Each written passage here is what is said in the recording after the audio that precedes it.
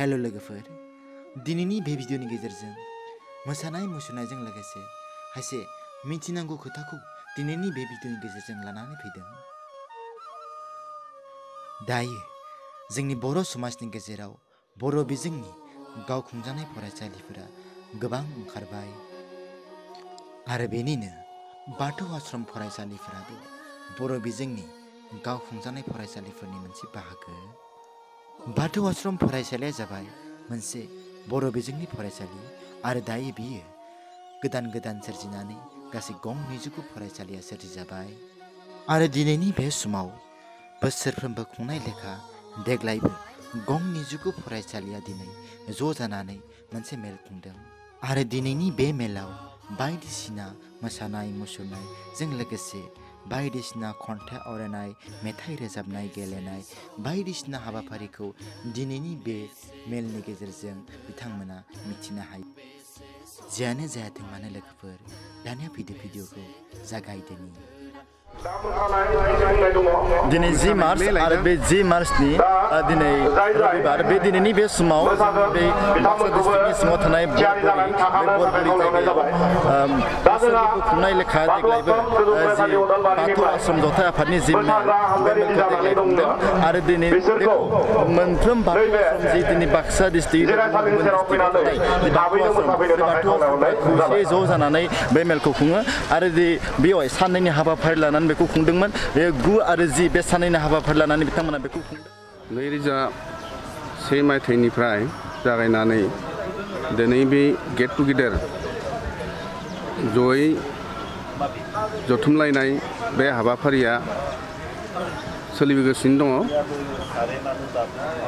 17 बोसोर जाबाय बेफोरबायदि गेट टुगेदार जनाया। थांनाय बोसोराव जोंहा बे बाथौपुरियाव जादोंमोन, देग्लाय बे बरबरियाव जादों आरो बेफोरबायदिनो 29 जा बाथौ आश्रम फरायसालि दङ बे फरायसालिनि फिरफिलाखौ दिनै 8:30 बिर होनाय जादों।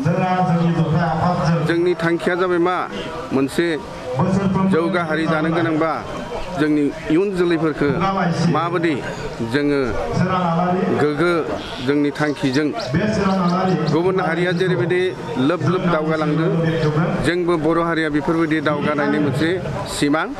बेखायनो गोग्गो सोलोंथाइ होनो थाखाय जोंनि फुंखा सुबुं आरो आबसु बेफोरबायदिनो जोंनि थुनलाइ आफाद आब्रु बायदिसिना गौथुमनि जा फुंखा सुबुं गेदेमा मोना बे थांखिखौ लादों।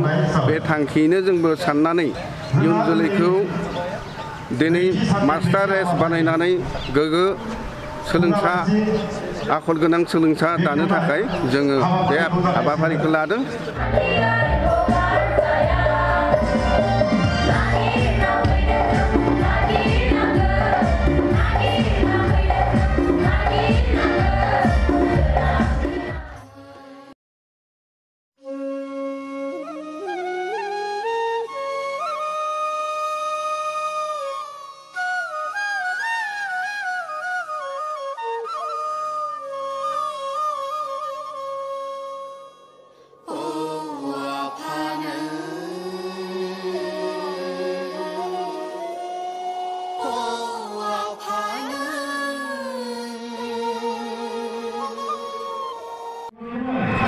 दायो जों बहाय गोबां बे बाथौनि जि फिरफिला बे फिरफिलाखौ बहाय बिर होनाय नुदों।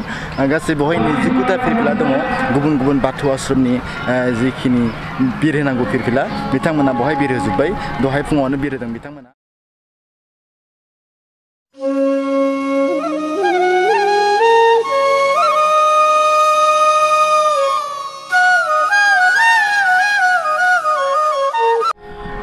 दायो जि बाथौ आश्रम बे बाथौ आश्रमा दायो गोबां गोसारनो हमबाय। आवगाय जेब्ला जों फरायदोंमोन बे समाव अब्लानिया 17-18 बेबादिल'मोन। दायो 29 दा बे बाथौ आश्रमा दायो सोरजिबाय। बहाय गोबां गुबुन दाब दाब जायगानिफ्राय बहाय फैदों आरो बहाय नुनो मोनदों जोङो गोबां बास जेरैबायदि नोंथांमोना बेखौ नुनो मोनगोन बाथौ आश्रम कोअर्डिनेशन कमिटिनि नोंथांमोना एसे उल्था नुनो हागौ बे हामगुरु बे राबां बर' बाजारनि बे बास जायगानिफ्राय दाब दाब जायगानिफ्राय बहाय फैदों आरो बहाय फैनानै जोंनि बे जि मेल बे मेलाव बायदिसिना खेला दुला गेलेनाय बादायलायनाय मोसानाय मुसुरनाय आरो बायदिसिना जि खन्थाइ आवरायनाय बेफोर आयदाफोरखौ लानानै दिनैनि बे हाबाफारिखौ खुंदों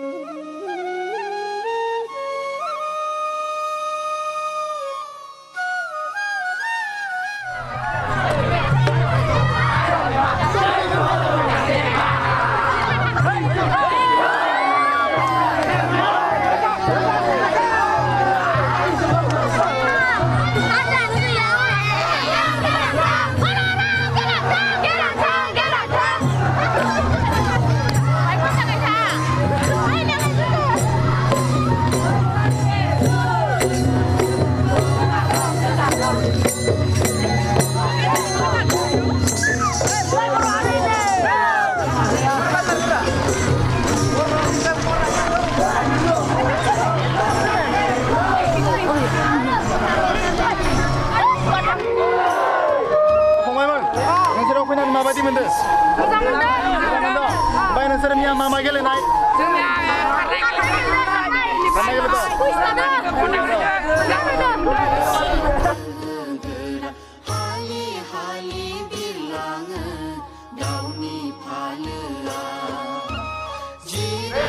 जों दायो बेवहाय आगोलनि जि स्टुडेन्टफोर उन्दै जेब्ला जोङो मेट्रिक बा होदोंमोन बे समाव बिथांमोना बिराद उन्दैमोन बिसोरो बिथांमोना आगैमोन बेयाव फैनानै माबायदि मोनदों? निश्चय नोंथांमोना दिनैनि बे बाथौ आश्रमनि मेलखौ नोंथांमोना एसेब्लाबो नुबाय आं गासैखौबो खिन्थिनो हायाखैब्लाबो एसे एनै नोंथांमोना खिन्थिबाय बेनिखायनो नोंथांमोना निश्चय बाथौ आश्रम बा बेनि सोमोन्दै एसेब्लाबो मिथिबाय आं बेखौनो खावलायबाय नोंथांमोना जोंनि बे बाथौ आश्रम बा गुबुन बर' मिडियामनि फरायसालिफोराव जेन गावनि गथ' गथायखौ फरायहैयो गुबुन इंलिश मिडियामाव फरायहोआलाबासिनो जेन गावनि बर' मिडियामाव फरायहैयो आरो जोंनि बर' हारिनि बर' बिजोंखौ जौगानायाव मदद खालामनायखौनो आं बयखौबो खावलायबाय। नायनाय लोगोफोर जोंनि बर' हारिनि मोसानाय मुसुरनाया बेसे समायना आरो जुदि नोंथाङा दायो जोंनि बर' हारिनि बर' बिमा रावखौ गारनानै गुबुन हारिनि राव हारिमुखौ सोलोङोब्ला जोंहा बेसे दुखुनांथाव जागोन लोगोफोर। जेनो जायाथों मानो लोगोफोर दिनैनि भिडिअआ बेखिनियानो भिडिअखौ मोजां मोनोब्ला लाइक खालाम शेयार खालाम आरो लोगोसे आंनि चेनेलखौ साबस्क्राइब